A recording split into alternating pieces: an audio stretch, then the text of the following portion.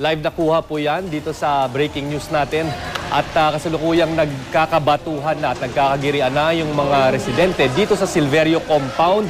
At lalong tumitindi ang tensyon dito matapos ang ilang oras na pakikipag-usap ng mga otoridad dito sa mga residenteng nakatakdasan ng i-demolish ang kanilang mga kabahayan. Git ng mga residente, hindi raw dumaan sa tamang proseso itong kanilang demolisyon na isinasagawa. At live na kuha po yan sa ating mga kamera na nakapwesto doon mismo sa Silverio Compound kung saan nakarinig lamang tayo ng dalawang tila parang putok, no? Na mula sa mga otoridad. Hindi natin masabi kung mula ito sa mga otoridad o dito sa mga realista, pero ilang putok na po ang naririnig natin at nakikita nating patuloy na nakikipaggirian itong mga residente dito sa mga pulis at nakikita po nating mga nakashield dyan. Ayan ang ating mga riot police na nagtatangkang lumapit dito sa linya kung saan nakabarikada yung mga residente dito sa Silverio Compound. Ngunit nahihirapan sila dahil patuloy nga ang pag-ulan ng mga bato at ang sa pagtataya natin, ito yung mga ibang binabato, mga bote laban nga dito sa ating mga otoridad na nagtatangkang lumapit dito sa barikada ng mga residente. Hanggang sa mga ngayon, hanggang sa mga sandaling ito, dahil dito nga sa nagaganap na tensyon, hindi na madaanan ng Sukat Road na papunta sa Baclaran at Mia Road dahil sa nagkalat na mga pinudpud na simento at dahil na rin sa nagaganap na tensyon ngayon. Yan po ay kuha ng ilang mga residente na patuloy pa rin nakikipaglaban sa mga pulis. At kanina pa to atras abante. Aabante yung mga residente kapag bahagyang umatras din yung mga pulis o tumigil yung mga riot police sa pag-abante papunta dito sa barikada ng mga residente dito nga sa Silverio Compound.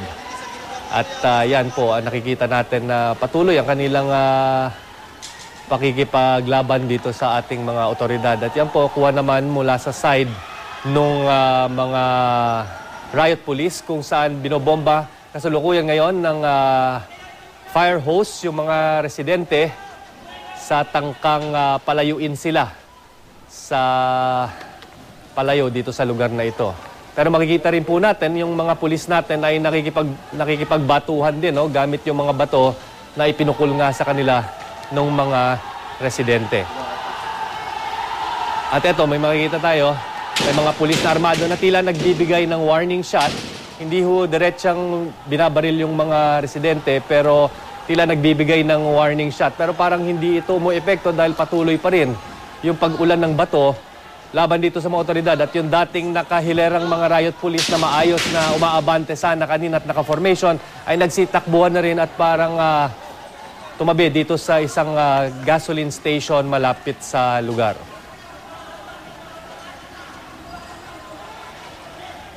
Yan po, kuha po natin yan sa mga residente na patuloy pa rin nakikipaglaban dito sa mga pulis at patuloy pa rin nagbibigay ng warning shot ang ating mga otoridad. Pero parang hindi talaga humuhupa o ayaw talaga paawat nitong ating mga kababayan dito sa panig ng Silverio Compound.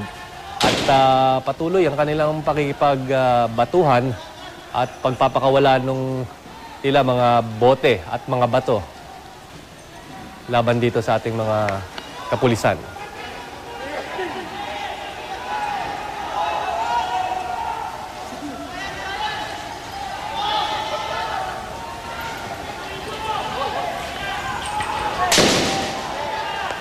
Kanina lamang ay kinausap na raw ni Congressman Edwin Olivares si DILG Secretary Jesse Robredo sa telepono upang magkaroon ng negosasyon kung paano pahuhupain ang tensyon sa lugar. Ayon naman sa court sheriff na sanang magpapatupad nitong isasagawang demolition, ang mga talipapa lamang sa lugar ang nakatakdang sirain at hindi naman yung mga residential structures. May 250 tauhan naman ng pulisya na nakabantay ngayon sa sitwasyon dito.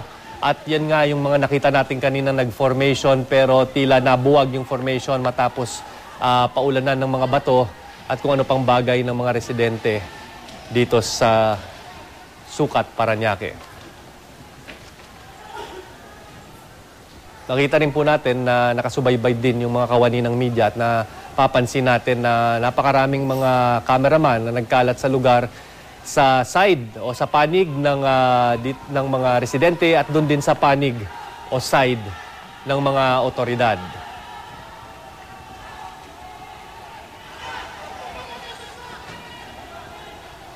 At yan po, pagmasdan muna natin yung nangyayaring kaguluhan dyan sa ngayon na tila hindi pa rin natitigil at tila nahihirapan yung mga otoridad na sugpuin o pigilin ang pagliyab ng tensyon dito nga sa nakatakda o pinaplanong demolisyon dito sa Silverio Compound sa Sucat, Parañaque.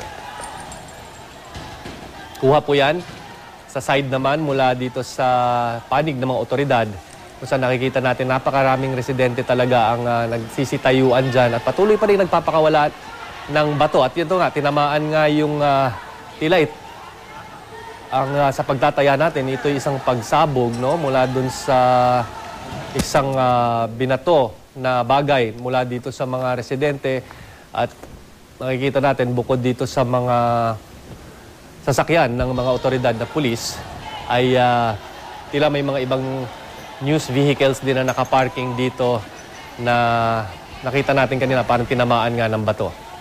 Ito naman ay kuha naman dito sa side ng mga residente ng ating camera. At yan, nakikita natin, yung mga tao dito, hindi lamang mga matatanda, pero napapansin natin, may mga bata rin kasama. At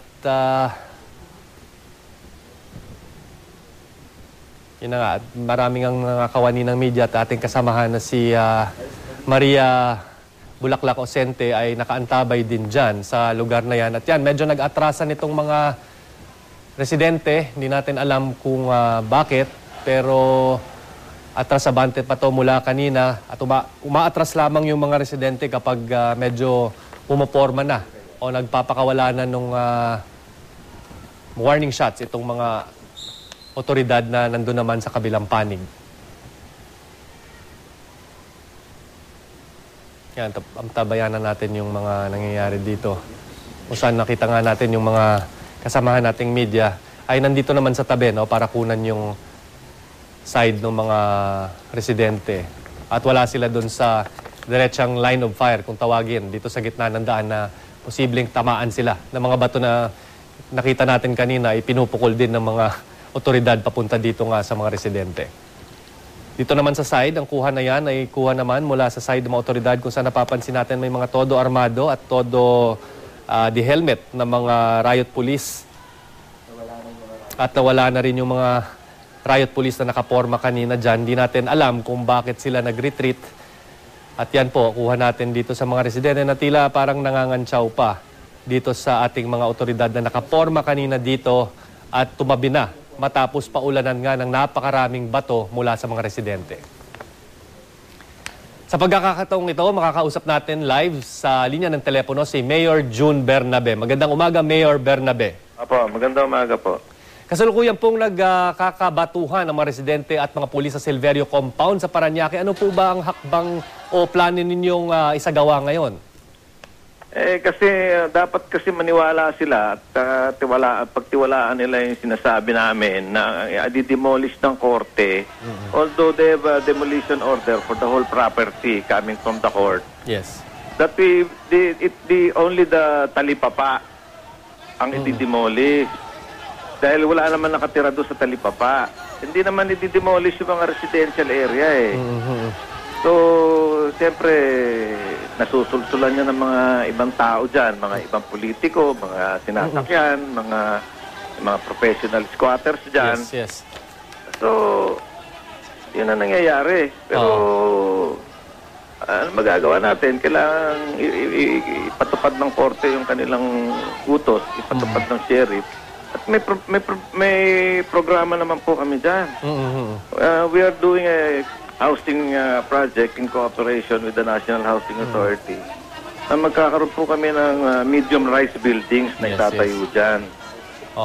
Lalagay muna namin sila sa temporary housing area within Parañaque also. At tapos, pag natapos na ho namin yung building, siyempre, yung inalisan nila, natatayuan ng building yon. At pag natapos na yung building, doon sila patitirahin uli. Importante, maging develop yung area nila. May mahusay silang dissenting tirahan. At sila rin mismo ang babalik doon sa dati nilang inalisan. Magkakaroon ng proper drainage, luluwag ng karsada para hindi naman palagi nasusunog yung area na yan. Yes, so. Hindi makapasok yung ambulansya.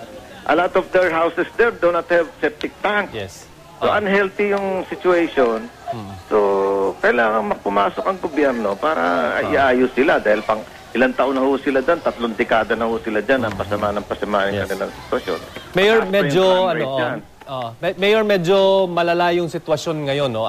Sakali po bang tumindi talaga kasi parang ayaw talaga magpa-hupa o no, ayaw talagang pakiusapan itong ating mga residente. Ano po ba ang direkto o susunod na plano natin kasi medyo immediate yung concern, ayaw talaga, lumalaban talaga dito sa mga pulis. Ano pong pasya natin dito sa sitwasyon ngayon? Kasi makikita natin live lumalaban talaga at nagpapaputok na nga ng mga warning shot yung ating mga pulis.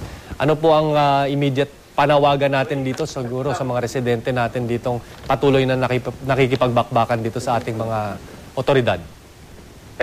Merong daw, sabi ni Secretary Robredo na may pupunta raw sa akin na 3 tao representing those people living in Silverio. Sabi ko, okay naman. I can dialogue with them. But I have no control over the court. Bakit wala nang okay. Hello?